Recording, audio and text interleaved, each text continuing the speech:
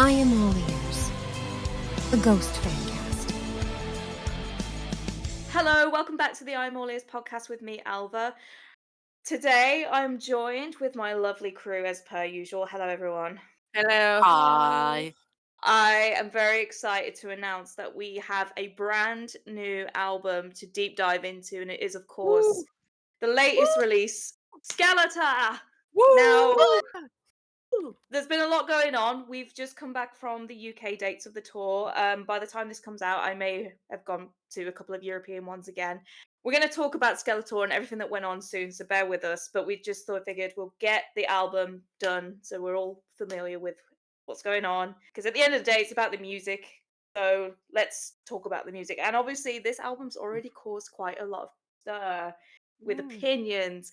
And I just want to say, if anyone saw that I wrote a review the day before it came out, I no longer stand by what I said. And that's okay. So I'm going It's to a talk about that. grower. It's what we call a grower. No, actually, to be fair, I stand by all my points, and I still agree with pretty much everything I said. It's just how I feel about it. Like, I think before I felt a bit negative about things. Like I said, oh, this is a bit simple here, and I was a bit like, but now I'm like, this is simple and I love it. Right. Skeletor. Let's go in. I will say, like, for overall, whenever I first listened to it, I kind of went in expecting to have a couple of tracks I didn't like. Because, like, when I first listened to Impera, I didn't, like, Sacrilege, I know, I didn't like Respite when I first heard it. I was kind of like, there's a lot going on in this. So that took me a while. I had to waterboard myself with it to kind of be like, okay, no, I get it now, I get it. But, like, when I left, kind of came out of the album, first off, I was crying because I was just like, what the fucking, and then also I was just like, I liked everything. Huh? I will say as well, I think anyone who's got any negative views on this album to this day still, the one thing I will say is don't trust your feelings. Take because Do the opposite of the force. Don't trust your feelings. Look. hear me out though. There's plenty of songs from Ghost that I've kind of skipped over the years and have been a bit like, and not really listened to them that much if they came up on my shuffle. But then I would go to a show and they would throw it into the mix, like things like Prime Mover, even things like I don't know. Majesty. Well, yeah, not to spoiler alert for the up and coming Skeletor. Well, They threw in Majesty. It's kind of it's known by now. I think we've spoken yeah. about it enough. But yeah, Majesty There's was been a enough perfect shows example. that it's okay. Majesty was a perfect example because Majesty was always a skip, and now I'm obsessed with it. So I always say, give a song a chance live first. And on this tour, there's plenty of, well, I say plenty. There's 4 songs that they'll be playing live as of recording. Give them a chance, and you may feel a little bit different about them. I Yeah. definitely feel that. I mean, I've always had the general belief that with ghost songs, I mean, I think this is the same for most artists, but like in the context of ghosts. So with ghost songs, like honestly, you just need to give it more than one listen. Because there's plenty of ghost songs that I've heard in my time. On first listen, I'm like, this is Ghost? Hello? And then by the second or third listen, I'm like, all right, I vibe. And then by the fifth listen, I'm like, like singing the lyrics, shouting them in the car, snapping my fingers, all the things. So usually you just need like just a few more listens. You just need to like hear it in like a few like just different scenarios. Like when I heard it on my car speaker, I liked it a lot more. Oh, that's a good point, actually. Yeah. Yeah, on the car speaker, it's a lot of fun. And then, yeah, again, what you said, like also having a chance to hear some of the songs live. Like I can tell you that the 2 newer songs, or, fuck it, all 4 songs sound way better than the recorded version, live. Yeah. They sound better live than they do in the studio version, is what I'm trying to say. I will say as well, actually, it's funny because I'm contradicting everything I'm about to say here because I have basically not listened to anything else other than this album. Both from wanting to get to know it better and also like I did have a couple it came out on the Friday. I'd heard it earlier on the Thursday. I'd listened to it a bit on Friday and then I had to go to my partner's for the weekend. So I had 2 days away from it, but I felt myself needing to hear it more. Which I take that as a good sign. And like I said, this is someone who was a little bit apprehensive and negative on the album at first. Mm-hmm. On the flip side, whilst I say give Ghost a chance, as in that campaign slogan, whatever it was, give peace a chance or whatever it was. Yeah. I will still stand by the fact that at the end of the day, if this album isn't for you, that's okay, because you can still go back and listen to the old music. If you were to go to a show, they're still going to play old songs. There's still going to be like new and upcoming things that may excite you. You can just not. I'm going to be real. I don't listen to Infest System that much, Mm. but Fair. I'm still here. So Um, I don't want to talk too much about the tour, because I want to say that for the other episode. But I just will say, like, Tobias has made comments saying that he's been trying to do a lot of things where he basically tries to appeal to as many people as possible. And I definitely feel like he's been accomplishing that so far on this tour. Where I feel like it's like a nice little mix of every era. Obviously, I think this set is like a little Meliora heavy in my personal opinion, but I think he's still working through that because he's replacing some Meliora songs with like Prequel and whatever. He's trying to do a nice mix. So like he's trying. So I think like you can still enjoy, like if you're a fan of old Ghosts, I think you're still going to enjoy like Skeletor and Sure. everything. Like Oh, that's not 100%. going to change. Like you may not like this new album, but you can still enjoy everything else. Mm. I And just don't also there's understand basically what's been the phenomena that's been going on with like as soon as the album dropped, there were so many people, like mostly Facebook and Reddit users, would go online and just say like, "That's it, I'm done. Ghost is dead. Ghost is done. This is goodbye." I'll Like repeat what I said. This isn't an airport. You don't need to announce your departure. 100%. Like I also find it's kind of strange that like he very much laid out before the album came out what exactly this album was going to sound like. Yes. It was going to be simple themes covered over these songs. It wasn't going to sound like Opus. It wasn't going to sound like Infest. It wasn't going to sound like Meliora. It wasn't going to sound like Imperium. He didn't say wasn't going to sound like Prequel, but that's a thing. I was gonna get to that later. I'm gonna get to that later. But like he laid it all. Like he said he wanted to. He said as well as like I think what set my expectation was he said because somebody asked him about the Phantomime EP, and he said when he made that kind of helped him kind of realize he wanted to make an album that sounded kind of like that EP. So I was like, oh, okay, so like very 80s, feeling. So like I can't because I love that. I think that EP is probably the best EP they've done as well. Yeah. Like I think it's like, I think because all the covers are on there, I don't like. There's not a cover on there that I don't like, and they all Real. sound like such solid songs. So I was like, oh, okay, and like so I kind of set my expectations like more for like okay, so it's gonna kind of have this vibe, and he is right. It does very much vibe very heavily with Phantom, in my opinion. But I think I it's funny that agree. people though. I think it's funny that people kind of came out of listening to it going, why does it sound like Opus? It's like because he said it wasn't going to. What do you want him It's to the fact do? that it's the fact that he predicted it too. Like in that one Exactly. interview, it's like it sounds like nothing like Opus. Opus. No. But like I don't know, maybe it's just me. Like, thank God he didn't make an album that sounded like an album he made fucking 15 years ago. Yeah. Like, I don't want the same sounds of 15 years ago. I want to see how you grow and evolve and how, you take on like different things. And that's something I've always appreciated about Ghost, and that every album sounds different. Every album has its own like unique like sound and theming. Like it's all different. They all sound very different from each other, but they all still sound like Ghost. And that's something that I always like really admire, that you know like you take Opus and you take Skeleta, that completely different music, but I can tell it's the same people behind it, or the same person behind it, I should say. Well, speaking of that, let's I've got let's get some information out here. So Yeah.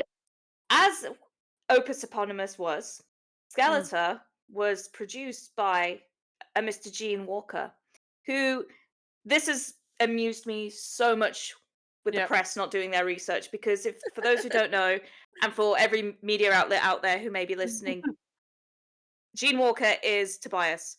Now, I'm going to say this very loosely, and someone's going to have to come in and get the facts straight on this, but this Mm. is the loose information I can remember off the top of my head right now. Because I always wondered where the fuck did he get Gene Walker from? And apparently it's play on word. There's a Swedish word which is like I can't remember. It's like gene, as in like DNA gene, and to walk. But if you take that word separately, it means ghost. So it's like ghost walker or something like that. Like such a Um, nerd. yeah, basically it's that. Someone will who's Swedish will have to like fill in the blanks there. But yeah, Yeah. we've also got Max Gran, Vincent Ponte, and Salem Al Fakir helping on the record as per, which I love. I love the songs that they always help contribute. I always also right. I'm gonna say something.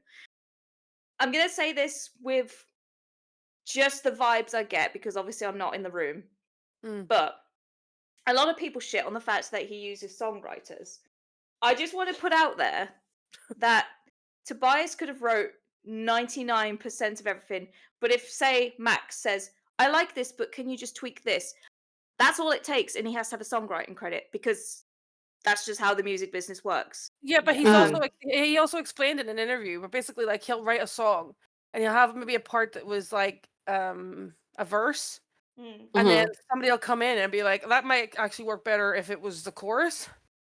Yeah, but that's all it is to Yeah. get a songwriting credit. It's not like they sat and wrote it for him. Yeah, somebody else said though in the past that said like they somebody, I can't remember who it was off the top of my head. I remember watching an interview, and they said like they came in to like help write. Somebody was asking about coming and write ghost songs, and he was like, I didn't really write any. So basically, what happened was I went into the studio. He then appeared with 3 songs. And went, what one do you want to work on? Mm. Like he had already had them written. He's like they're there to basically kind of help, get like to kind of fine tune it and like cut the straggle bits off. But like he also says, well, like if they add an idea to it that he doesn't like, he said he'll add studio time so it goes back to what he wants. Like, Yeah. and this is why he's a solo artist. He made a comment that he wanted everything that was on the album to still be something that he like stood by and was like his idea. Like so every all the songs on there, at least this is my understanding of it, is that like they're all his ideas and that all the songwriters that are listed are basically just like giving suggestions here and there. Yeah. But it's still Tobias's songs. Yeah, it's not like pop artists who literally come up to the studio and are like, "What have you got for me to record today?" And Yeah. it's from my It's understanding not anyway. Axl Rose. Yeah. I was gonna say the pop industry does it. Like there's rarely any pop like big pop singers that like obviously there are pop singers that write their own songs, but there's plenty of pop singers that don't write any of their own songs. Mm. That they're just given to them. I don't think this is the case. This album is very, I will say, like this. You can feel how heavily, like, uninfluenced Tobias was in this album, though.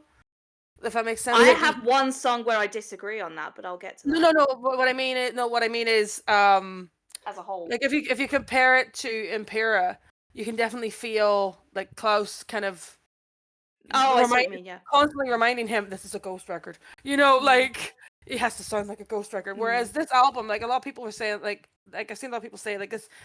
Obviously, this is a ghost album, but like this was also an album you'd expect him to release if he was just releasing an album under the name of Tobias Forge.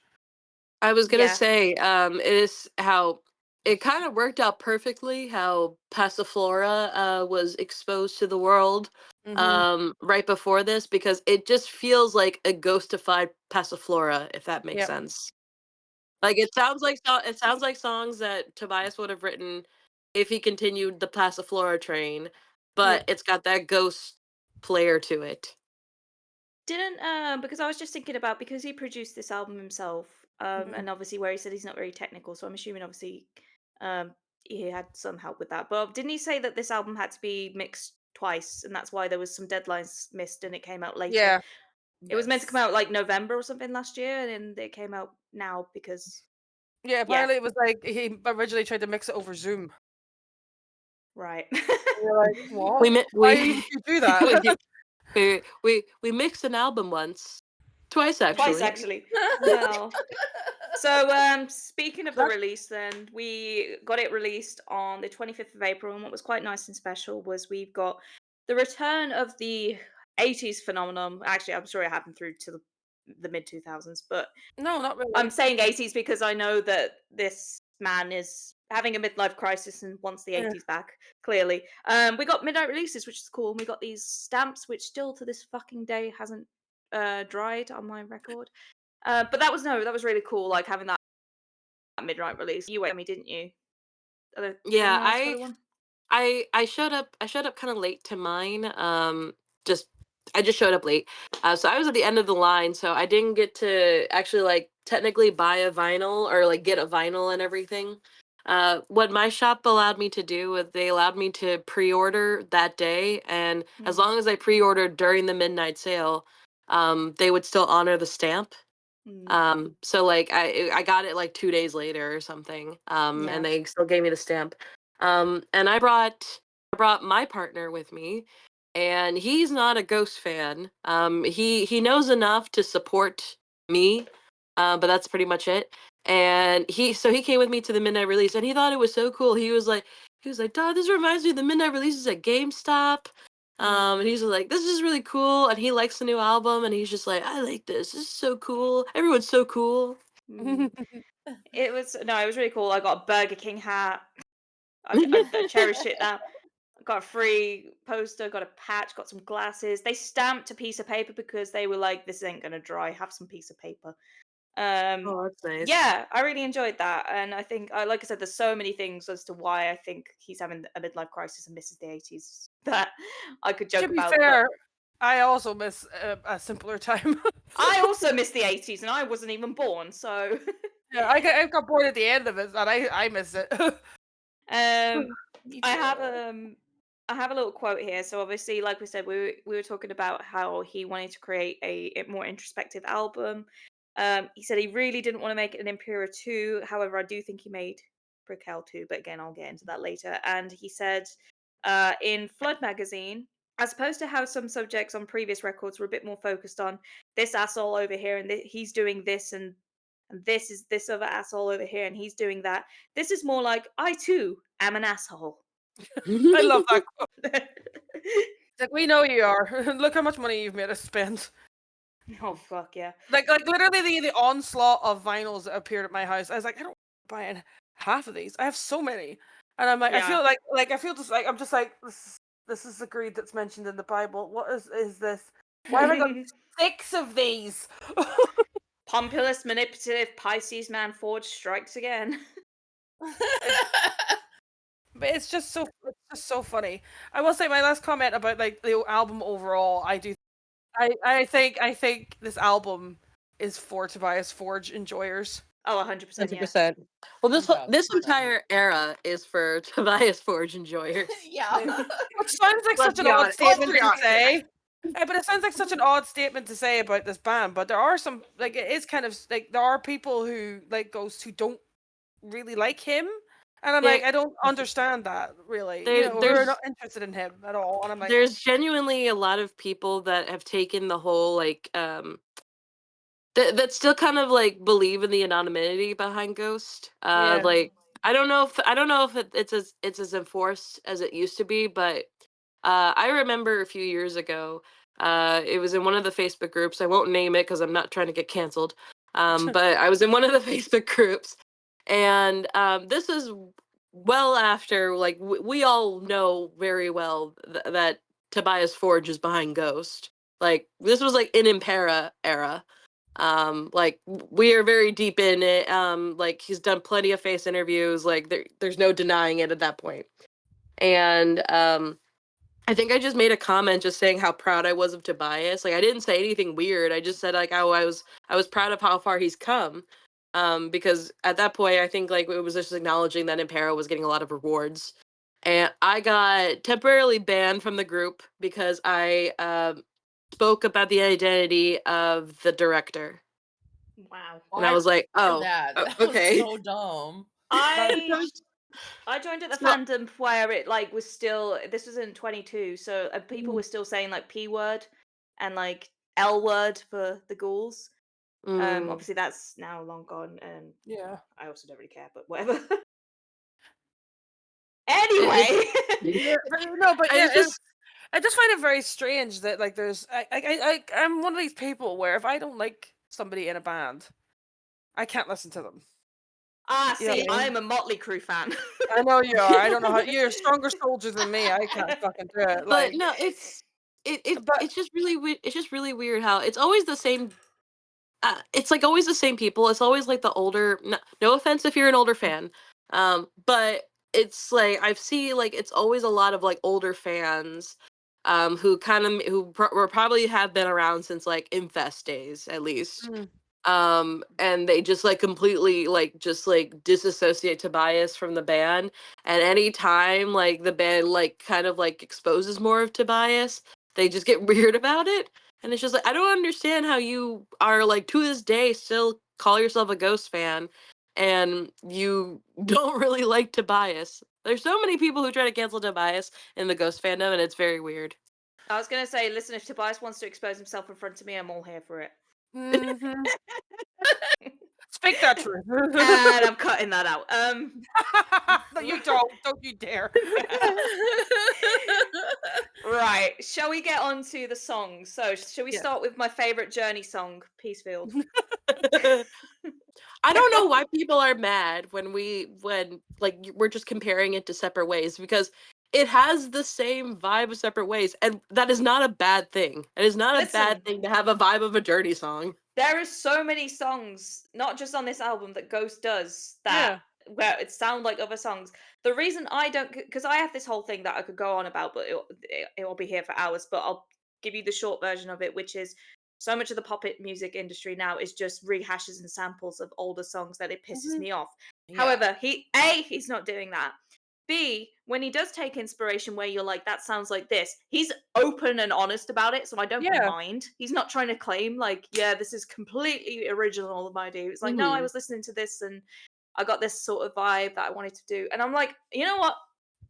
Valid. I love that for you. Pop off. He's a musical magpie.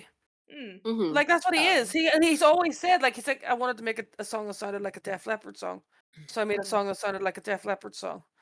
And you're like, good for you. I'm so proud of you for doing that. You know, like he and I think that's also half the reason why a lot of the older artists in the industry really like him because he mm, is constantly like giving them their flowers. You know, like I wanted it to sound like a Thin Lizzy song, so I did that, and they're like, oh wow. mm. You know, I just because he's a lot younger than a lot of them as well. So like you know, but he probably like when he talk, I guarantee when he talks to what age is he? This He's man's like 60, he's but he looks 60. 12. for the like the people who are like usually like older in like the metal community, Mm, that are fans of Ghost, that are like genuine fans, not the whole like you just like oopies like people, yeah. like regular fans that are still fans to this day.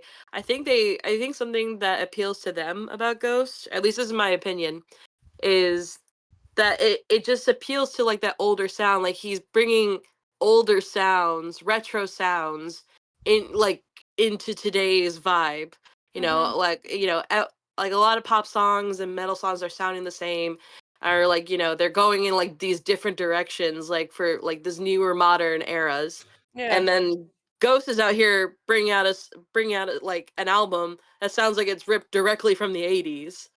Oh. Like my partner, for one of the songs, I'll remember it in a second, but one of the songs, his reaction was, if you told me this was a long lost Poison song, I would have believed you. Yeah, I agree. Yeah, I've wrote down all Yeah. my references that I've got I throughout this album. It kind of goes back though to like the original point of what Ghost was. Like he said he wanted Ghost to sound like like you go into a friend's house and then like pulling this record out and being like, "Oh, I want to hear this," and then he puts it on and then you listen to it, and it's like a band that hasn't existed for like 10 years, and you're like, Mm, "God, I wish I'd been around when they were there," you know, and like, and I feel like that, like that. This is the only thing I'll say with Skeletá that kind of reminds me of Opus is that it has that same vibe of because Opus definitely sounds very much like really retro compared to a lot of the other record. mm, You know, like look at Ritual. Ritual definitely sounds like if the Beach Boys had sold their soul to the devil. mm, Like, and so like Skeletá has that whole vibe too, where it's like like it wouldn't be so far removed the idea of like pulling this out of like like a giant record collection and being like, oh yeah, this band was only around for like one album in the mm, like and like putting it Yeah. down, and that's what he wants, and like and it works. It's like he's like recreating the childhood he really wanted. Yeah. mm. I think Fair. I feel like sometimes he wishes he was probably a teenager when he was like sort of a kid. Yeah. I literally know he's actually said that literally, but I literally mean that as in like if like he could have been like 18 in the 80s, he probably would have. Um, One thing I forgot to mention actually was about the actual album title of Skeletá, Mm. where he said he chose that title because he wanted it to be like close to the bone and like Mhm. deep inside you. Fucking love that. Also, like, it's interesting it's not Latin. Well, he said in an interview, I can't find it. He said that it's a made-up word, but I swear I've seen that it's like Croatian or Czech or something. Yeah, it's not made up. It's like Well, he's lying. or he thinks he made it up. Like, to be honest, like, he's like, "No, I made it up." It's like, "Actually, you're speaking a language you didn't realize that you could speak," sort of. All men do is lie. Guys. All men do is lie. Um, He's but actually, onto the song Peace Field. Yes. yeah. Sorry. I was gonna say he started this because he said he wanted a song that was to do with hope, and oh boy, He definitely got that. Like, yeah. I mean, obviously the line "We all need something to believe in until it's over." Anything, anyone, anytime. It's that kind of look. I don't care what the fuck you believe in, what God you believe in. We all just need that little bit of hope in us to yeah. get through Mhm. life. And also, it's like, we need something to believe in until it's over. But it ain't over yet, kids. So keep It's not believing. over Don't stop yet. believing. Hold on to that Wrong Journey song. That's the other journey. Sorry. It's all the same. All three songs sound the same. Bruh, don't even start. I'm I just will. kidding. I'm just I'm kidding. joking. You know what? I was like, you know what? It's kind of weird that Kaiserian was so history heavy, but then Mm. turns out I was looking. I'm not American, so I may need a bit of help with this. But from just my quick 3-second googling, um, Peacefield was the household that the Adams family, not the spooky Adams family, No, as in the useless Adams family. the wasn't he one of the founding fathers or something? Yeah, he was the second Yeah. president after George Washington. President John Adams. I know him. In that house in the Peacefield was where it was said that a lot of early correspondence were sort of written and Mhm. exchanged that were fundamental in the formation of the current USA, which yeah. Yeah, like I'm sorry. I will say what I appreciate. Like he said, he didn't want to make a political album, but then made the stealthiest political album Political stealth mode. because he can't fucking help himself. I didn't want to make a political album. Here's like stealth politics. Well, you've got things like um is it a fallen Tsar? I can never say this word Fallen Tsar. Czar. A fallen Tsar, which obviously is like a Russian sort of Yeah. dictator, or is it just like a Well, figure Tsar in is Russia? King. Kane. And he goes on to the end of a monarchy, which makes me wonder The what his opinion. Romanovs.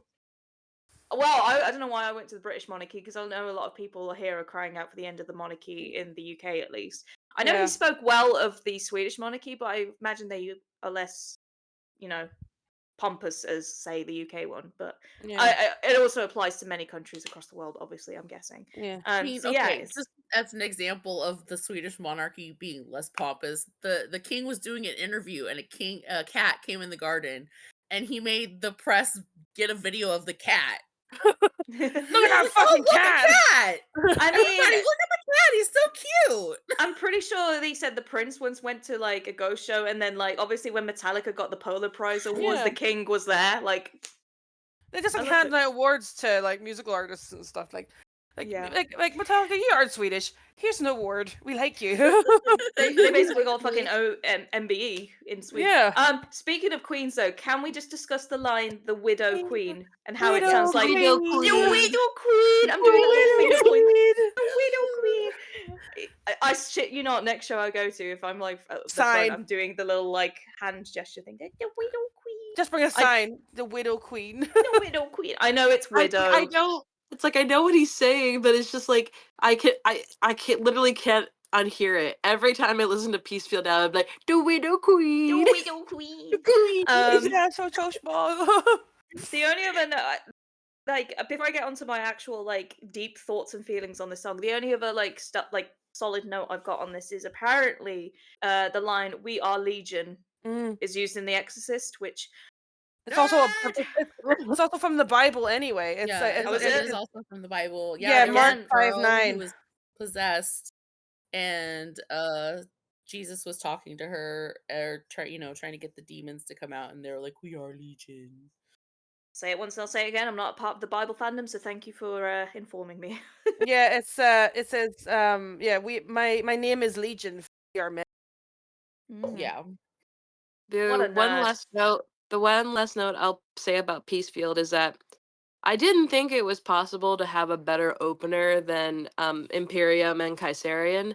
No. And I feel like Peacefield really just blew it out of the water because I was just like fucking like mouth open the entire time, just like, oh my god. Yeah, and What like the fuck? I know we're not talking about the tour or anything, but having the combination with visuals of the tour Mm. really just made it like such an an That was experience. an Like it experience. That and also like again like not talking whole about tour, but I just think like the curtain does drop for like 2 minutes, but it doesn't feel like, Yeah.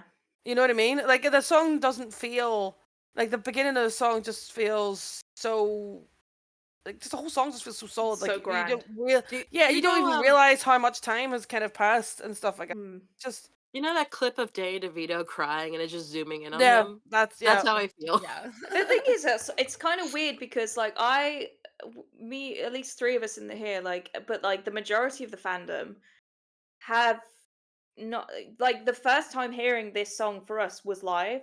Like, we Yeah. didn't have the studio version to go off, so there's people out there that haven't got that same um kind of experience Feeling. with us, and I wonder how that feels. Like, that must feel. Yeah. What does that feel like? Like, So, It, what does that for, feel like not to have been emotionally punched in the face? yeah, well, He my kissed the first brick and time then threw it. we've been through I stuff, bro. my first time hearing Kaiserian was live. Yeah. I waited all the YouTube recordings before my show. So my first time experiencing Kaiserian was live. And I definitely it doesn't feel like anywhere close to how it felt hearing Peacefield live for the first time. Um cuz like I remember even when Imperium was playing, like I didn't like feel like super. I don't know if it was just because of the venue I was in, but it didn't feel like super powerful and like Mm. Mm, super like, oh my god, because I didn't even realize what was happening. I mm. didn't have this like feeling of excitement and like this like swelling feeling. But for Peacefield, I was like on edge like the entire time. I will Full say, goosebumps. I will go out on record and say this. I have denounced Griffwood a couple of times public now, Yeah. and I will say this, in my opinion, may be one of the best Go songs ever written. Mm-hmm. It's genuinely so good. Um, Yeah. And I it, also just love the ending when it's just like on the peace field, I like Oh, as well because he said as well like because the way he described it was he said he wanted it to be like a hand to kind of like we're gonna go through some shit together, but we're in this together, and like kind of, but like kind of like that's like a beautiful opener to like a concert too. Like yeah, Mm. we're gonna go through some shit. We're doing it together. we're about to go through Yeah. some. We're gonna go through some emotions. Most of them We're gonna horny, we're but gonna we're see gonna some go through shit. some emotions. Oh, But but I'll say it like later on when we get to the end. But it's such like like this kind of feels like this whole album, like the start to the end, like the first song and the last song, like as cheesy as it sounds, feels like a hug yeah. almost. Like it definitely feels like like this is one arm, and then Exodus at the end is, you know, and then whenever they kind of cycles around again, like people talk about like the end of Impera cycling back into the beginning of Impera. This one does. I feel like this album does so much better because it's Mm. just like because I remember because like I was just when I first listened to it, and then it just like repeated back into Peaceful. I was like, no, I can't do this. No, I had to go turn it off because I was like, no, fuck off, kid. Peace. Shut up. I don't know how to explain this, but like listening to Skeletá, like like from the beginning to the end, like not on shuffle, like Yeah. how it was written. it almost just feels like you're going on this like weird life journey. Like I Yeah. don't know this sounds so like corny to say, but it's just like this weird like journey. Like, with Peacefield, it's like he's holding your hand, and then each song you're going through all these different emotions. Like, Yeah. you're getting over someone, you feel like you're being possessed by a demon because you're feeling like these weird like urges inside you. You go through, losing a loved one, go through banging and like being attracted to people and abusive relationships. And then you get to the end, it's just like, this is the end. And I'm like, oh, what the actual fuck is going on? I'm Oh, emotionally abused by a well, Swedish man. speaking of emotions, are we ready to talk about Lacrima? Yes, I'm done. Possibly the best Ghost song. I'm just saying. God, possibly. it's so good. I like I he has said this is his favorite. I agree with him for him. Like I fully support him in saying it's his favorite song he's ever done I because don't it's know if I'm like I don't know if I'm like had this weird bias because like the first time hearing Lacrima was associated with that video is now associated with that video, and that yeah. video was like fucking like life He changing. looks so Oh, yeah. happy. Like whenever he's doing the little chorus singing bit, whenever the ghouls are behind him, he looks so happy. And I was The- like, every time I'm hearing the song, all I can see his face is like his wee face singing and like grooving yeah. in his wee silk shirt, like. It was so weird because it's like like obviously I knew like when we kind of got the reveal that it was like a confirmation, I should say, a confirmation that it was a half mask situation. Mm-hmm. I knew we would be seeing Tobias move his mouth and his face at the shows. But like seeing that video was the weirdest, most surprising thing I've ever seen in my life. I'm I obsessed was with his face during what he says, the vile He's making attack. all this spooky face, like, rah. I'm He obsessed. is so incredibly expressive, it's insane. The bit that like took me out, and bear in mind this was like 5 a.m. for us when it premiered, was the bit when it first flashes with where he's got the bat wings and he's smiling. I get violent. Yes. Oh my I god. get violent. Yes. I was like, what is this? Fuck. What's happened? Like, I think the moment that made me put me on edge in that video was like, it's like the one thing whenever I said like Black, I need a Perpetua video. Don't fucking blue ball me again. Like what you did with Satan Eyes, just have him appear at the end. I need a Perpetua video. And then when you see his little out of focus forehead, I was like, oh fuck, we got one. This is what I have to, and I witnessed this whole video. I felt so incredibly overstimulated by the amount Yeah. of his face that I saw because it was just like it's like I knew I'd see his face. I did like fully consider like how expressive he would be because I'm just so used to like just such a like a blank face all the time. Yeah. I That had like to like, just seeing him move and like literally like he's like showing off his teeth like so much. It's like Teeths. oh, I had to go back and rewatch the video like several times because I wasn't taking in the song because I was too like focused on what the fuck I was like my eyes were doing. just drooling. Yeah. But speaking of the song, a couple of lines I wrote down that stood out to me was in the middle of the night it feeds. And this to me it reminds me of like because obviously the song's about I assume sort of like he says self deceit and this one is for the breakup girlies. Mm-hmm. But like when things just feel worse at night, like it's like Yeah. 2 a.m. and you're just like I'm just gonna off myself because I can't cope, and then actually you wake up and you're like, you know what, that was dramatic. Never trust yourself at 3 a.m, girls. Exactly. That's just what the song is. But that's what that reminds me of. So something I found very funny was that the trailer for the video like it came off as like an old school horror movie, which I really Love loved. it. I thought that was Yeah, it like was really in the middle of the awesome. night it feeds, boom. In the middle of the night it eats you, boom. Like like it felt like an old like 80s horror movie trailer. So it felt like it was going to be a very spooky song, and it's just like It's crying. basically Poison by Alice Cooper mixed with ABBA. Very It's for very, real. it is very like pop feeling, like in the best way of saying it. Like they Mhm. obviously like the writers he was working with, um, Max I don't know how to say this man's last name. Gron? Gran, yeah. Put on, yeah, He's Max also put listed on. as Fat Max on some things, which makes me laugh. But yeah, but he's a pop writer Yeah. as well. So like, I will say, fun fact, his brother Adam is the singer of Royal Republic, who are a rock band. oh, Mm. didn't know that. And But they all yeah, both worked together on the Eurovision movie. Anyway, sorry, nerds.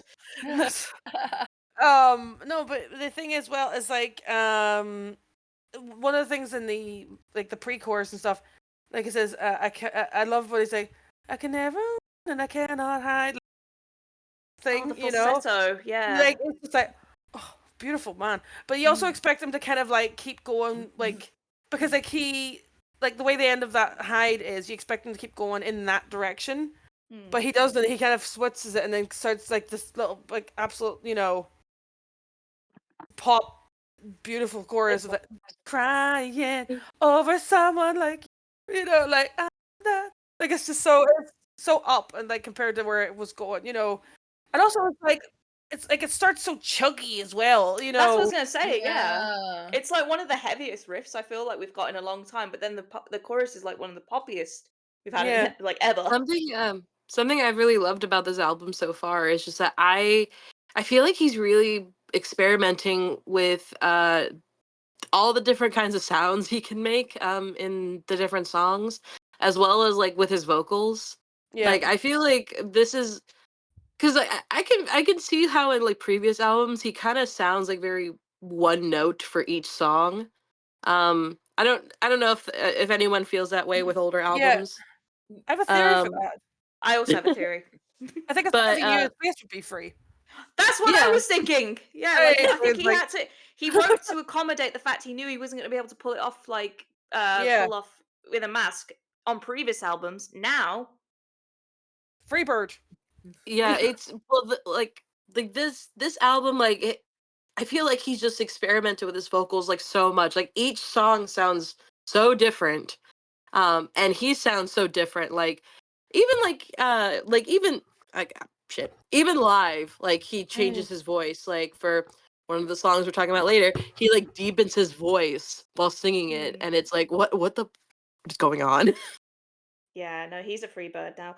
One of the notes I have written, that's the only other real proper note I have, and I'm just going to say I don't endorse this brand publicly right now because of the current political goings on in the world. But I will say, when he said, now the sweet's gone sour, my first thought was, I want nuggies. Just give Listen, me, you don't have to endorse no brands. You can get off-brand chicken nuggies and you can get off-brand sweet and sour. please give me that sweet and sour sauce. And Please. also, speaking of faces, when the sweet's gone sour, and he has that little face, little kissy face that he has, like sweet's gone sour. And he's like, My I mum absolutely says love it's my it. turn to be in the band. Mom, this is my turn. Also, can I just I love one of the things I love. I always find it really funny.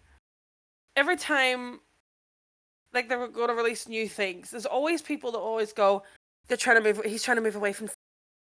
He wants to be more like, you know, commercially branded and all this here.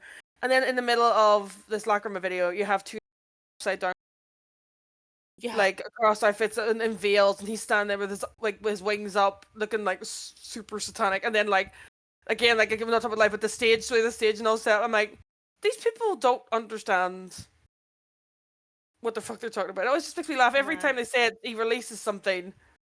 It's just like the complete opposite of what they're saying. And video as well as it is. That's one thing I always say as well. Those videos are very simple. And I don't mind that because He puts money elsewhere. yeah, the money's going elsewhere, but also the videos are usually quite fun anyway. Because this video to me is this era's Spillways video. Yeah. Yes, You know what I mean? Yes. Like, Yes. you know, like and I love Spillways just because it is like a band performance video, and you get to see him stuff, and you know, and the colors of the video are very again very 80s, like very Suspiria feeling, you know, like the way it changes from like blue to green to red, you know, which is like if you watch the original Suspiria, like that's very heavily, Mm-hmm. you know, the way colors. You saying that actually is just reminding me, like, literally, and I've not actually thought about it. Like, if you were to get, like you said, the color scheme and the Mm. general sound, it's like he made a music video of like the personified form of Hysteria by Def Leppard. Yeah. It literally is. It's the same colors. It's the same sound. It's just a very simple video, but it's a beautifully done video.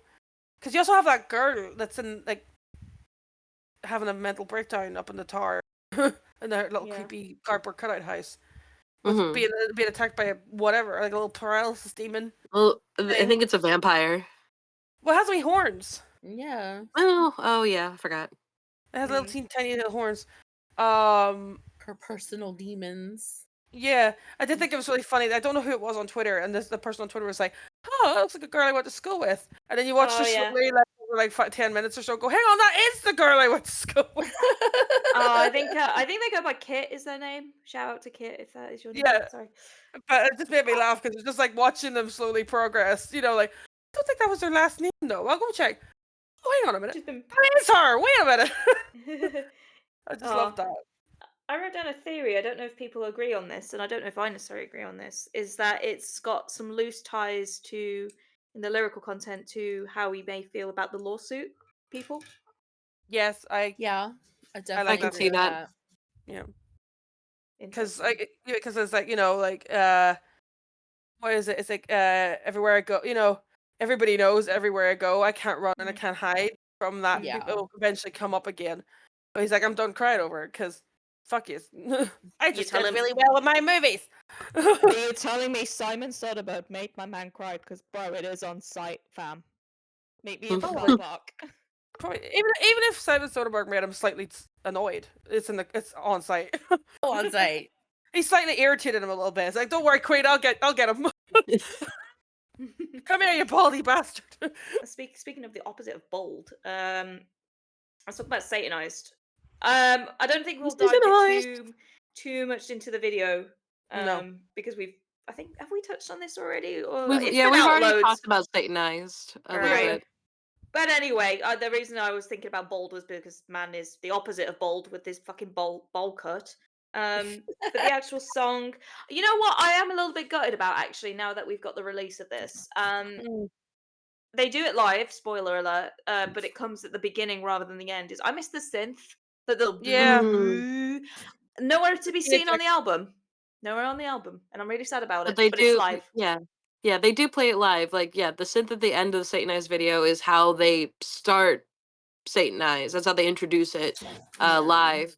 But it's weird that you're associating the synth with the song, but it's not on any of the recorded versions. Hmm. I Yeah, it's don't odd. understand. You have Or it recorded somewhere. Why Where is is it not on it? the album? Where the It's the fuck same. To be is it? fair, it's the same with just to jump back a bit. The fact that Peacefield Live sounds so much more synthy, and I'm like, bruh, where's the synth? Where is it? It's missing. Bring me the Yeah. synth. Where the synth Where's was missing. where's Yeah, my burrito? I we've will spoke say about this. I will say Bring one us the thing. PHX sound. Just the one thing I'll say is there is one thing I've noticed that it kind of like consistently happens with, I don't know if it's every song, but it does happen with like Peace Fade, Lacrima, and Say It Night. You have the first verse, pre-chorus, chorus, like interlude or whatever, like next verse. But there's always like this kind of like music, like singing, solo, end of the song. Mm. So kind of like I noticed it because I was re-listening to it like every day since it came out, and I was just like, I've just noticed that he like nearly every song like singing, solo bit, and then the last part of the song, and it happens on like Peace Fade, Lacrima, and then Satanize, and I'm not sure if it happens every song, and I just think it's so funny that he's kind of it's got this like It kind of it kind of does happen with every song on this yeah album. It's the There's always 80s like formula. there's a really long there's always a really long solo part, which I think is really cool. yeah Like I feel like this album like before, like how I said before, how he was experimenting with his vocals and he's also experimenting with sounds. Like he's having all of these like super like intricate sounding but each unique like solo bits in the songs, which yeah. are really cool. Yeah. Like I said, the long too long didn't read on Satan Eyes because, like I said, we've covered this quite a bit before. Is it's a song about how love can sometimes feel like a demonic possession, especially if you're a little bit more of a Puritan, and it's like some people do awful things when they're in love, like other Yeah. people do nasty things. But yeah, great song, 10 out of 10. It is interesting that this one is the one that he decided to put this third in, like after like after Lacrima, because Lacrima's like because it ends with I need to find some, and then it goes into Satanized, which is somebody going through Mm. like Yeah, it's not turmoil. chronological as Yeah, I much. would have like if he was going to do it chronologically, I would have like swapped them around. But to be Mm. fair, there are some kind of whiplash, nice like song choice positions in this Yeah. album. You're like, Yeah. oh wow, and then you're just Well, like well, if that you clip of Family Guy being thrown down this, like the guy falling down the stairs from Family Guy. Like well, also, if you kind of go with like the theory of like how Lacrima is kind of talking about like maybe more of like I'm done crying over like a friendship rather than like a yeah, relationship, or or a romantic relationship, I should say. Then it still can kind of Mm. flow that way, and that like yeah, you're dealing with the heartbreak of like losing a friendship, and now you have feelings of love, and it's like Mm. what is this? Maybe, yeah. yeah. Oh, I don't like who I are you? Right. Am I about to start a war with the next song? Guiding Light, Probably. So Guiding Light. the most controversial song on the record. It's Yeah. I'm not saying this is like a dig at like his writing and he said specifically my potentially least favorite non-cover song they've ever done. Mm. I mean, And I'm cancelled by. no, but I can get it. Like I like it. Because I know I don't want to talk about the tour, but because he said that because he has guiding lights now, he could potentially take he is off the set list. And thinking listening to this song and thinking about the current visuals of he is, I'm like that would actually kind of work really well and in a funny way almost, you know? Mm. Like because that's how I was like I like it, but like thinking about it with the tour that are currently kind of happening, I was like that would actually be like it works with the idea in the whole as well. But then also this song wasn't like this is kind of like the Hunter's Moon of this album because like this one was originally written for Arcade, you know. Yeah. Yeah. Hmm. Okay. So that's why it kind of feels a bit like not an odd man out because it's an album, but like it's that thing of like Hunter's Moon where you song, and the album still would have done really well. Like you could take Guiding Lights out, and then put something else in, and it would still flow really well. So like that's Hmm. because I guess it wasn't written with the album in mind, but he liked it Yeah. enough where he I wanted to think keep it. I think that is why maybe it stands out to me because I can tell that like I'm like Yeah, it sounds like it was written for like something that wasn't like a ghost project. But I do Well, have the I will say that even I'm personally not an Arcane watcher mm, or fan, and that's not in a negative way. It's just that it's just not something that I've gotten around to personally. But I have seen the edits of yeah. like what the scenes, like basically the montage that was supposed to go along with the song. mm, um like people were showing that, and then seeing it like that, I got it, and I felt like I appreciated the song a little bit more. And then again, like hearing it a few more times, like I grew to enjoy it more than I initially did. When I initially did, I wouldn't say I wouldn't have gone as far as to say it was the worst song he's ever written, mm, but it was definitely very different from, like, I guess what I was expecting, or um just compared to other songs. It was just very different. so to But put I a really bit enjoyed it. And then all of my friends who are not Ghost fans who have heard it, so my partner, my best friend, and my roommate, we were all in the car listening. I was showing them the album, and then we got to Guiding Lights, and all three of them loved it. They were like, "I mm, love how it sounds like an '80s like power ballad." Mm. And like when it got to the last part, like my best friend was like mimicking, like doing the lighter. She's like, "Okay, I fuck with this. I like this."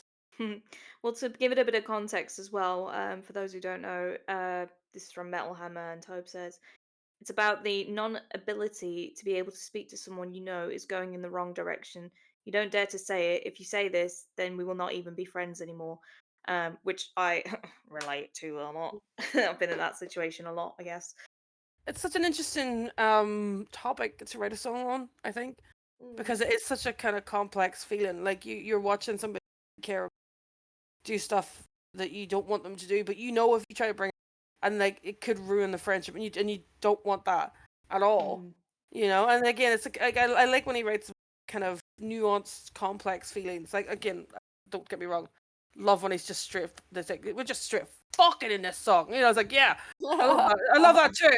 But I Mm. like whenever he kind of challenges himself to kind of go down like a path of writing about Yeah. something that's a bit harder to explain to somebody, you know.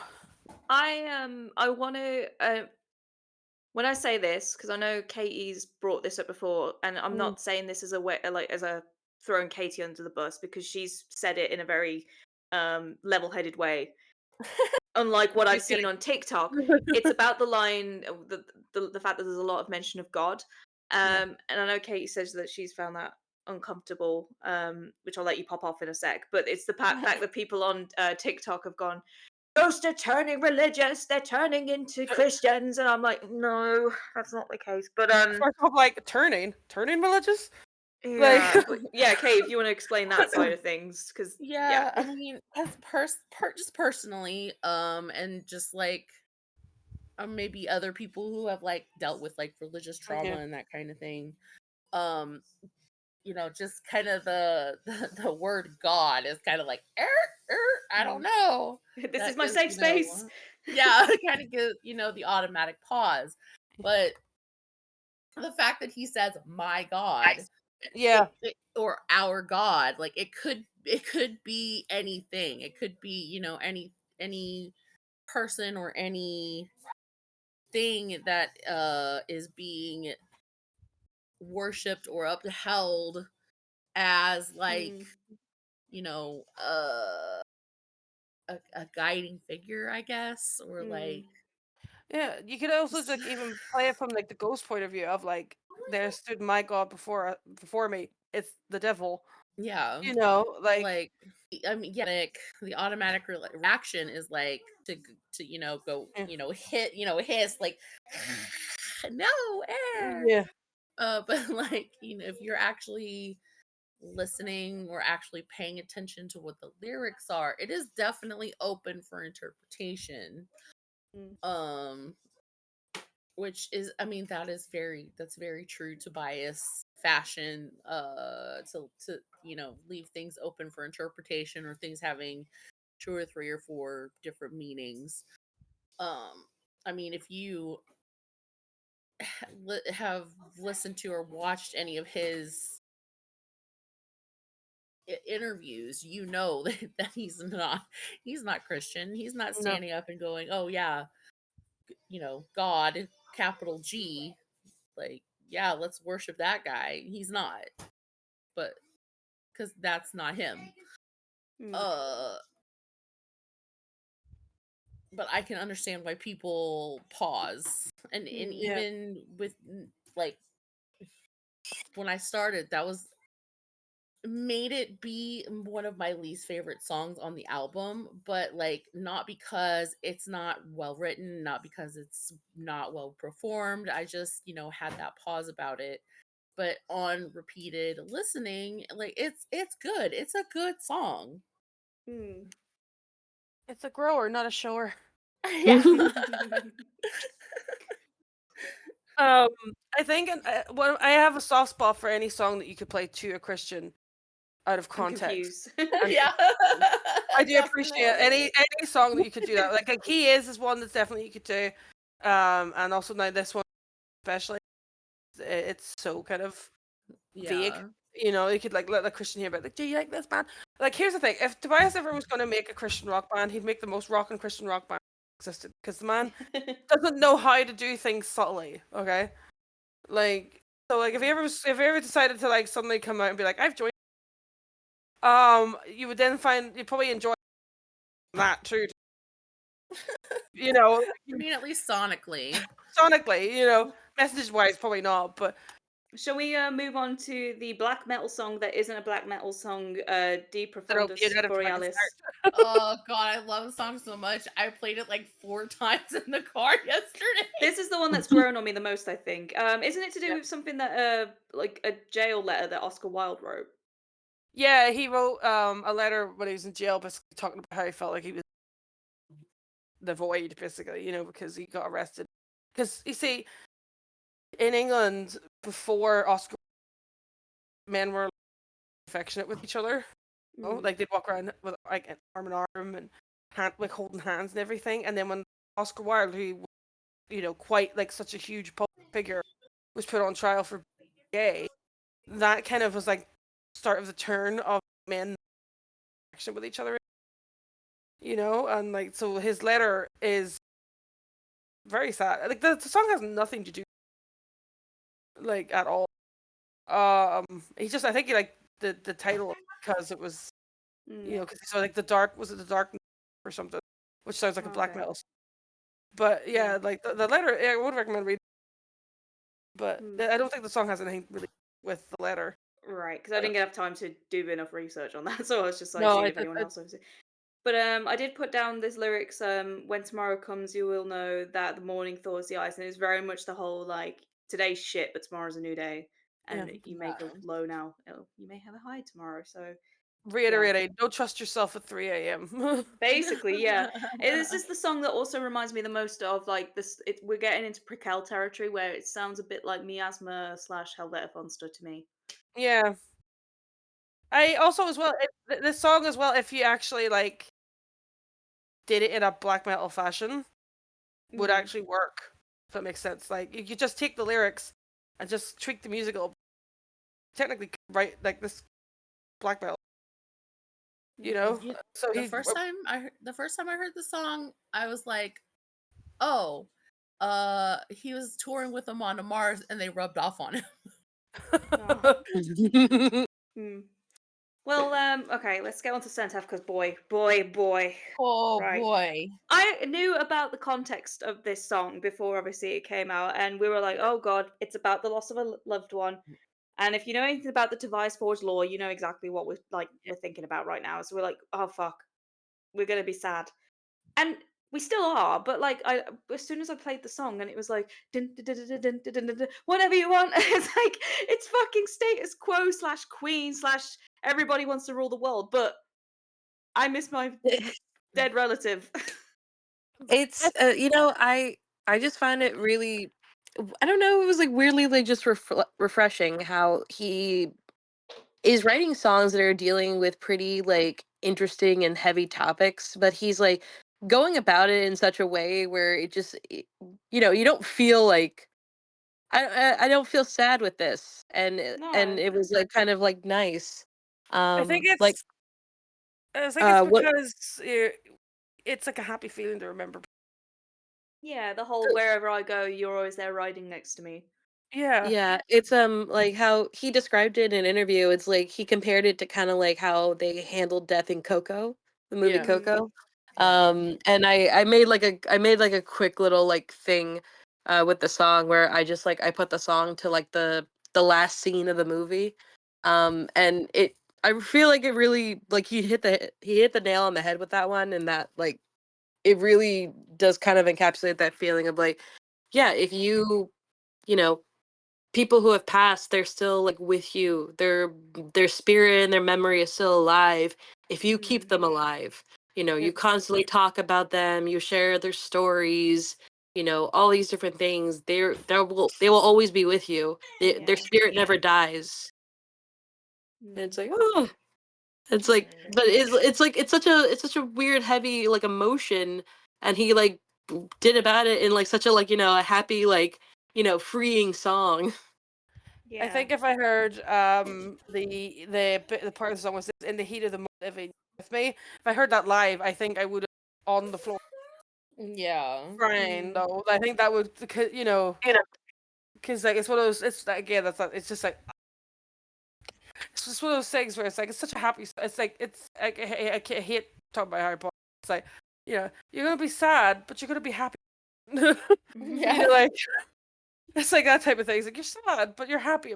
Again, like I said, like it's good to remember people you've lost. Like it's good to talk about them because, like for example, like last night I was coming home in the Uber Belfast, and we were talking about my granddad, and we were talking just about how much, like I said, because he reminded me of Dennis, because he had like a little slingshot and everything.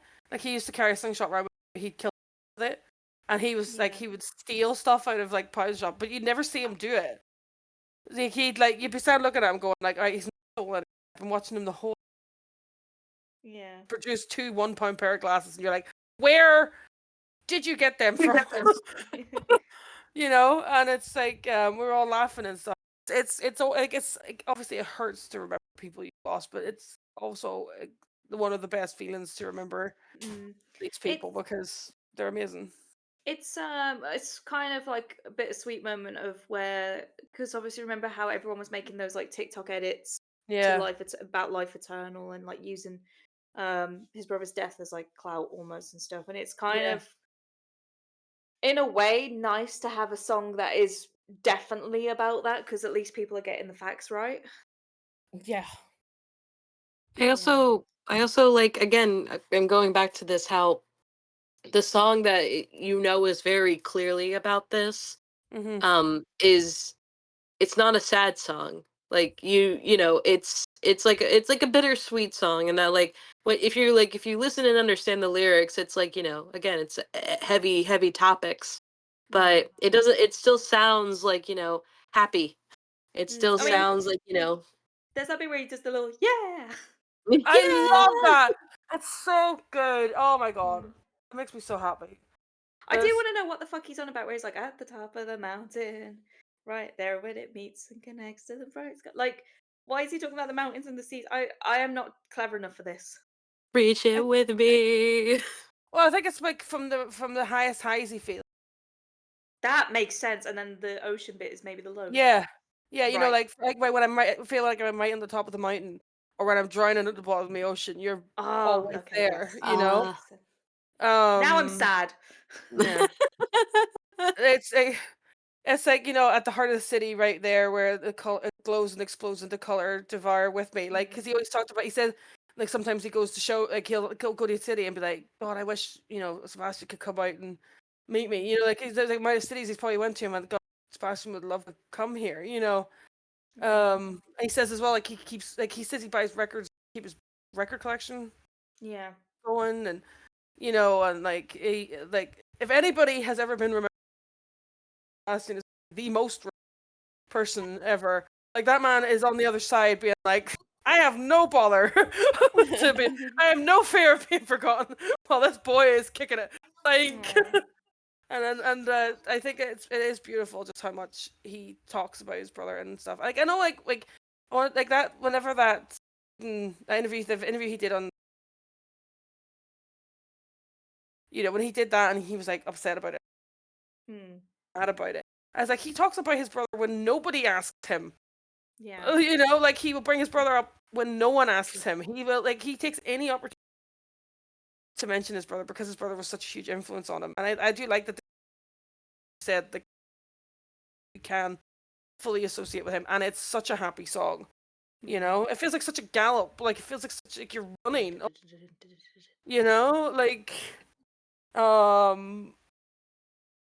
it's literally beautiful. riding next to him. It sounds like a horse. Yeah, it's beautiful. He's on a little horsey. He's on a horsey and he's riding. Oh. Can we because this next song's got a lot to cover. Can we talk about Masilio Amore? He wrote this for me. Yes, so I can stop crying. Oh my god. All right. I need to talk about this because at first I was a bit like, because when he said that he's going to release a stripper song, I got very excited. And the first listen, I was a bit like, oh my god, this is cheesy to fuck. But as soon as I sort of took out my mindset of it being a ghost song and was like, just imagine you're listening to Steel Panther, I started to fall more and more in love with it. Just for a bit of context, so in the Swedish magazine Gaffa, he said, by the way, if you find this magazine, I just want to say, if you don't speak Swedish, Don't take Google Translate's direct translation to heart, because Mm. apparently it's incorrect and it makes it sound a bit worse than it is. So I'm taking a translated version as by three actual Swedes actually. And it says, "Is Massilia Amore an obligatory innuendo? The lyrics about love rockets in commas." And he says, "Yes, exactly. If Satanize is about love, Massilia Amore is about hate, disguised hate, where one should brutalize someone else in order to own them. That can be applied to an innumerable amount of countries, respectively, and also countries that brutalize others and say they belong to the other country. If you don't understand that I love you and it doesn't suit you, then you'll die." Meanwhile, Jizz. Love rocket. I'm right in between your eyes. And that line where he's like, "My missiles are aimed to launch at your heart," at first sounds like cheesiest, goopiest thing ever, but it's, again, jizz on my tits. You love rockets. You love rockets can aim anywhere they like, big boy. Like, Yeah. I don't I mind. also think about, I don't know if anyone watches South Park, but when Cupid Me comes and he starts, like, shooting his little arrow at people, like, right in the forehead. It's like, that's what I think of. It's the where is it, the line I was or whatever, and I'm like, promise. The line where he's like, "Was I not all you were dreaming of?" And I was like, "Who thought this of you?" It's I I always said that, like, if I was ever gonna have a stripper song, it would have been Missionary Man, you know. Mm. And That was a cover. yeah, that's a cover, you know. But he's like, "No, boo, I'll write." I'm like, you know what? Thank you, Kane. You know what makes this song so funny though? It's one of the, because I think only 2 songs in the entire album, like Tobias only lists himself. Well, it's only a nameless ghoul. It's Mhm. so no other writer, so it's just Tobias, and this is one of them. This is Mm. this is all him. Lacrima and this is 2 scales of Tobias Forge's writing. And it's just like, Horny and it's like angry. you're gonna tell me there's 2 songs that are like 100% Tobias, no other help, and one of them is this. Stunning song, a 10 out of 10. I do think there's like again, this is quite a polarizing song. This is like the shittest song he's ever written, and you're like, do you have ears? Yeah. You know, like you're valid. You have your opinion. It could be it's wrong, but you can have it. You know, like it's like It's it's wrong, such a but you can have it. it's You know, such I'm a gonna fun song. Like I'm gonna go out on a limb and say the shittiest song he's ever written is one we haven't heard because it's bad. He Mhm. didn't make it. Yeah. yep. Like there are no bad songs on this album. I love the. Is this the song in the Metal Hammer clip where he does like the cat noise? Boom boom bah. Boom boom bah. Wah. Rah. And then he He's in his realizes he's not in a safe space. And he's like, because he goes instantly red, backs away, and looks down, and he's like, "I'm not in a safe space. I thought I was a And then he just tries to think of something else to say. poor man." I was like, "No, I get you. I understand. You Me are obsessed every with cats." day. Can we talk about the wordplay where he's like, "You showed me yours, I'll show you my love Love rockets." rockets. A man of faith is Oh, hard to find. Honestly. I have someone pointed out the other day that the "excite me with your demise" not only could mean like, Mhm. when you hate someone and you want them to like just fail at life and Oh stuff. yeah, Um, about I the remember someone saying that. petite more, how do you say it, the Hmm? little death after an Yeah. Yeah, orgasm. the French word for orgasm is like petite Little mort, death. Little. which means Yeah. little death. Yeah. Mm. Should we move on to the Marks of Evil one? I Yeah. love this song. I It Yeah. just put, is Good. so fun. since Ino pointed out the fact he says bow wrong, like as in Yeah. instead of saying bow, is then he's got a bow and arrow. He says like taking a bow. That's stressing me out. But other than that, It's and the bit where, conjuration all over again. but it's also like the simplified lyrics where it's like, the third rider looks cool, There and I'm is like, cool. cool, bro. And there is a Mm. fucking there. What's there, bro? I have a theory with this song that because he said in the Metal Hammer thing, it's less about who the evil one is and more what the marks are, you know. And like, I have a theory that this song is supposed to be from the point of view. It's like the point of view of people who like red hat, Oh Is yeah, that- you know what I mean? yeah. Sorry. Because of the simple, because like it's first, because we always mention 100 times in like other songs, Revelations, and the kind of the Yeah. breaking of the seals. You know, this is like the first song where he just almost quoted the whole thing, like, but really simplified it. And to me, if it seems like something like it's people who are like, because like again, this is what I was saying about like stealth politics, you know, because like a lot of people like are the same people who will point out antichrists everywhere they see them. You know, Lady Gaga's an antichrist, Beyonce's an antichrist. You know, the green M&M's an antichrist. Like, oh my, but you know, a personification of shit that's been in the Bible, standing right behind them. It's like he's right behind me, isn't he? But you know, like they kind of miss the point of that. You know, like and they're simplifying the stuff in the Bible and missing the kind of nuance of things that were said in the Bible. You know, like, 'cause, like the basic premise of what Jesus said in the Bible was be nice to people and don't be a cunt, and they can't even do that. You know, and there's a whole thing like if you look at like they'd be like, we're going to show you how to spot satanic symbols on, and then they'd have like a girl always in a bikini like lying on a with like all these fake symbols all drawn all over to point them out where they are, and you're just like, this is incredibly weird. You know, and like that's why I kind of felt like this is like a dumb person being, look at all the satanic symbols and stuff everywhere. Oh my God. Yeah. This is the song I said I felt like was twinning with Hunter's Moon just from sound. I don't know why I get that vibe. This is quite a favorite amongst some people, though. I think it's I definitely just what's think growing me. it sounds really fun, and I can like picture it kind of like in line with how fun Rats is live. Yeah. Because I can totally picture like, you know, doing something fun with the there, Look over always there. fucking there. I will say, because I heard this before we got like a proper like the lyric book. And I loved the bit where it was like abracadabra, some hocus pocus, and I thought he used like going like shh, as in like shit, and then I saw Mhm. in the lyric book it said sham, and I'm a little bit gutted about that, but I will. I think he's definitely You going to know, say shit no, it's live. not. I'm sorry, no, it's not. It is not sham. It is shit. I don't care what Some that lyric book hocus says. pocus, shh. I just like how he sounds. He's like, I don't know why. I just love how he sounds. He's like, some abracadabra. Wait, it's just abracadabra. Some hocus pocus shit. Yeah. Yeah. He's definitely having loads of, like he's like said earlier, vocally on this album compared to like, you know, like doing silly things with his voice and stuff, and it's He's having just fun. yeah, He's it's just having this whole so album much is fun. just him having fun, and people who don't like this album just don't like fun. Actually, no, I'm just kidding. But am I? I don't know if I'm kidding or not. But yeah, it's just like this song. I love seeing all the edits on, like I said, transition videos on TikTok to the place. You know, so like they'll move their hand across the screen for there, and then they're dressed as like a ghoul or a pop or, you know, the mucks are. But yeah, it is quite cool. The whole Four Horsemen of the Apocalypse thing is very cool. Cool. Yeah.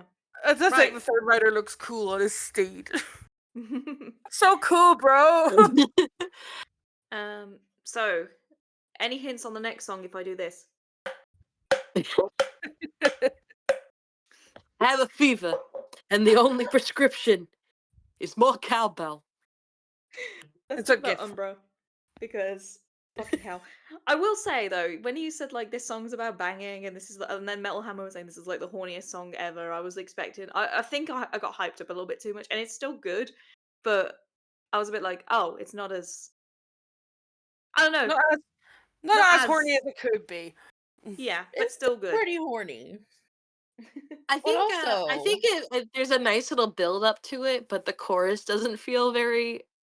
I don't know. Does that make sense? That the chorus doesn't sound Yeah. super. Just sounds Ooh, like a pop song. yeah. Like I the first, like the verses, like they're just like, okay, all right, I see where you're going, and then it's just like in the temple of the Holy One. Can we talk about the fact that we technically heard the intro to this song back in October Yeah. Yeah. in chapter 18?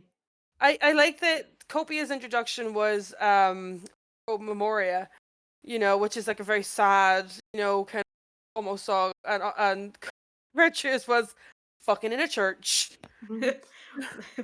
Setting up, I'm going. Fucking. Go back. I will say Umbra is definitely the sister song to Monsters Clock, because one of the funniest things I always saw he ever said was, "There's only so many ways you can write songs, include Black Candle." And I was like, Yeah, "You and have it's- one song, bro." At that time, I was like, "Which is Monsters Clock?" No, he has two. So he figured out another way to write a song. It took him 10 years, but he did it. I did it. I know how to write another song with Black Candles and hang on. Yeah. I also Guys. love the solo at the end of this with the synth versus the guitar, because it sounds like too flirting almost between the instruments, because like the Mhm. synth will play for a bit and then the guitar will kind of answer back and then again, and it kind of gets faster and faster and kind of together. It's like, did you make two instruments? Fuck. It's Tobias He- Ford. Of course he did. of course he did. Again, not to talk too much about the tour, but this is another one that I think sounds way better live. Yeah. I think his voice is deep on the studio version. Like, he definitely deepened his voice, but it's way deeper live. Yeah. Yeah. And the cowbell slaps hard alive. Yeah, you hear it more. It's more, and even the solo sounds better. Like, Yeah. but this. Okay, wait. This is a note I had about this album before, and I was like, I felt really weird saying it. And that I feel like this album was written with the intention that he wanted to perform like pretty much every song on here, which is like weird to say because obviously they're a band and obviously they write songs and they want to perform them. But like all No, of I know them, what you mean. I can picture exactly like how like I have an idea of what it would sound like live and how like all of these different like instrumental bits would be boosted and how he could potentially play around with his voice. Like, Yeah. he's doing it with a performance in mind. Defo. He's written Guys, it I for have the I for the have a stage. theory. I have a theory about Umbra. Hmm. Who? I have a theory that it's about Jack the Ripper, actually. Go on. Okay, so the murders happened in Whitechapel, right? Yeah. Yeah. Chapel. That's literally one of the lyrics. So like I feel like that like the church in the song is white. And then Yeah. it talks about death becomes your lover. And then so like the first pre-chorus is like so thrilling it's killing you, but then the second one is so killing it's thrilling me. Yeah. Like that makes it sound like it's like a murderer that's like getting off on killing people. I kind of. um Oh, keep going. and like I put my love in you, like that's a weird way to say it, so like it's I mean, it he is a could weird man. also be interpreted as like not necessarily like love, like like love, but like Love. like the passion of whatever is happening, plus Or the that's what he calls darker. his knife. Yeah, exactly. See. He has it written on it in Sharpie. Love. I put my love to you. And the darker the better, like it's gonna you need nighttime, you need darkness to get away with a murder. The That's very why if first it's not line is about Jack, in the shadows, pale and cold. yeah, so if it's not about Jack the Ripper, it is about a murderer. I was thinking more of a vampire. It could be a vampire. There's, what he has been really like getting into like the vampirism this era, and like I think it was really cool how one of the mystery vinyls has that graphic of a bat chasing a rat. Yeah. Yeah, I like which I that. thought was really cute because obviously we associate rats with Copia, and now That's bats for the twin. Bats and rats. My theory is he saw Nosferatu and became obsessed. He's like, Didn't God, we I need to make a Oh, all? map. Nosferatu. Welcome back to Yeah. Calorlock. Didn't I we love you, all get Colorlock. obsessed when we saw Nosferatu? Which is all we could think about for months. I just want him to put his love in me. Yeah. Yeah. Okay, I you know. mean, he came pretty close at fucking Birmingham Oh lord. during Umbra. I nearly had my eyes poked out. Speaking of my eyes watering, should Oh, we talk God. about Excelsis? I'm not I, okay. Oh, out of all the songs, I skipped this one, not because it's bad, but because I get too emotional when I listen was to like it. me 'Cause I'm with like, I don't Respite at want to listen first. to this right now. I had to do that with Respite because, like I said, it used to give me like this weird gut wrenching feeling. Excelsis is kind of like that, and it's that whole thing of like I've got this massive death phobia to the point where like Yeah. it literally can induce panic attacks if I listen to this song because he's like, let me pull up the lyrics 1 second. Excelsis lyrics, Mm. just so I get them right. Where I he's love the like, meme that been loving the meme that people have been putting out, where it's just like, I don't know what program to use to organize all my things. Excel, but it's like, Thanks, Excel. Papa. Thank you. but it's the bit. Okay, I'm gonna like transcribe a lot of this because I've got a lot to say on this song. Where he's like, Yeah. "It is the end of your penitence. It is the end of your sadness and pain. It's the return to your innocence, and it's the end of a life grieved in pain." It's like this person's suffering, and it's like death is a release, and I don't like it. And then the bit where he's like, "Everybody leaves one day, blah blah blah.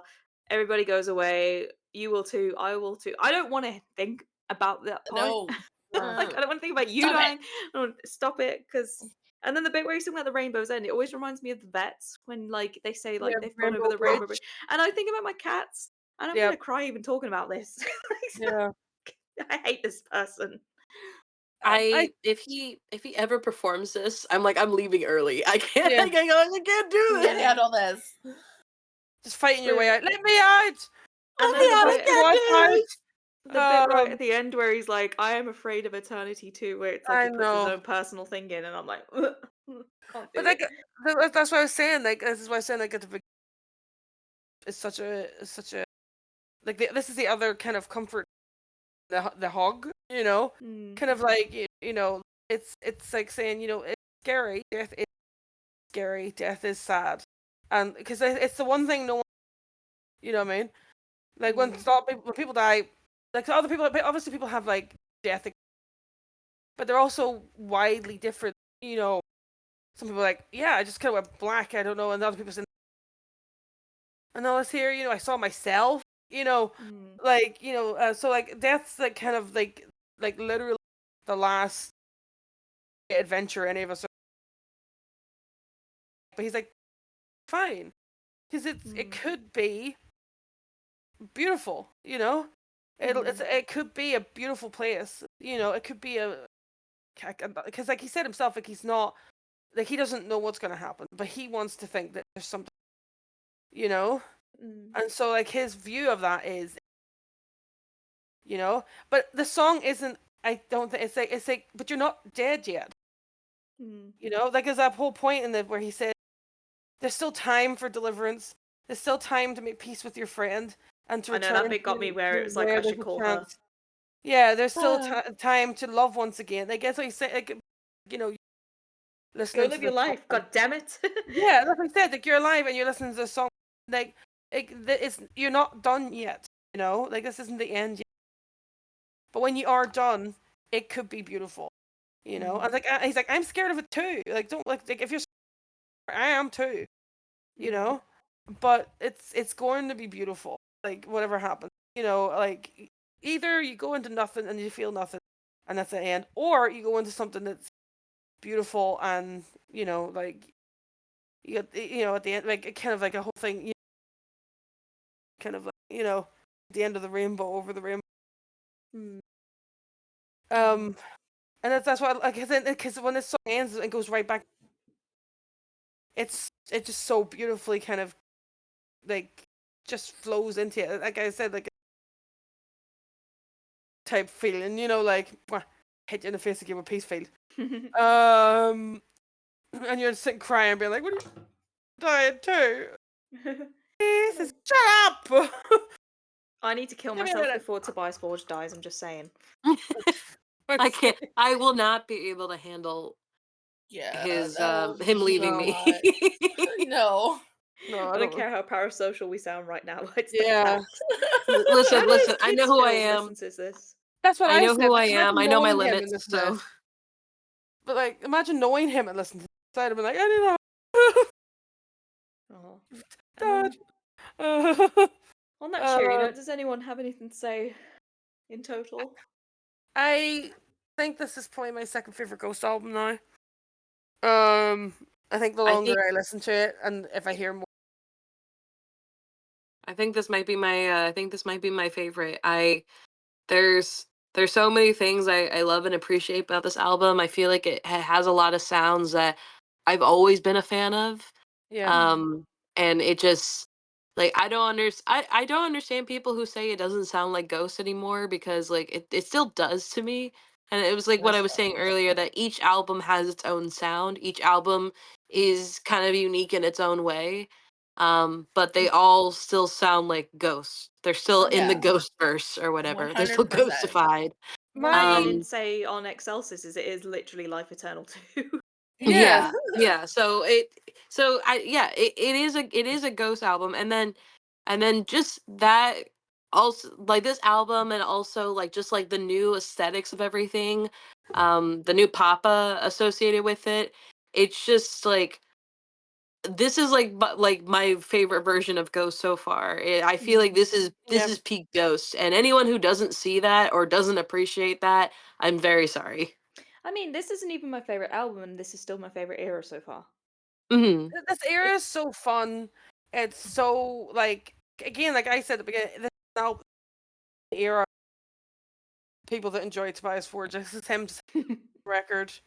Yeah. Because he produced it himself. It's very much him. Like he didn't have anybody else. Kind of, no, there was more as his cooking out. The more fingers in this. Like it's just all his fingers in this. But to get your fingers. Oh my god, that's. But my kind of theory is like I've noticed like I think a lot of reactions says they're like I feel like no matter what album he released, a lot of fans would have this is an opus, this is an infest. Like no matter what No, album, bro.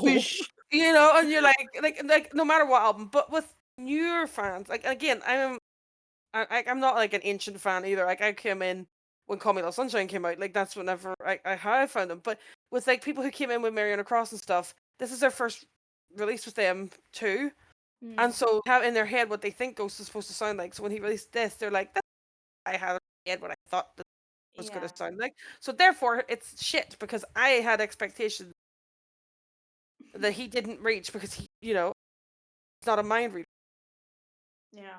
And also Um, to make records just for you. Like he also makes yeah. them for himself. So maybe fuck What do off. you mean he doesn't? I don't know what you said about he doesn't make records for me. He made this like this is very much a me album. I love the fuck out of everything in this thing. Like Lacrima is in my top Ghost songs ever now. Like Oh yeah, 100%. I just meant like he doesn't make songs. He doesn't make albums for the haters. But I also feel like even with this album, like even though it all kind of sounds like it goes together, I feel like each song kind of like can appeal to different types of fans. So like even if you don't like the album as a whole, you probably like at least one song on there. Yeah. Like there's at least one song on there that reminds you of like a previous time, but maybe a more modern slash retro take on it. yeah. Yeah.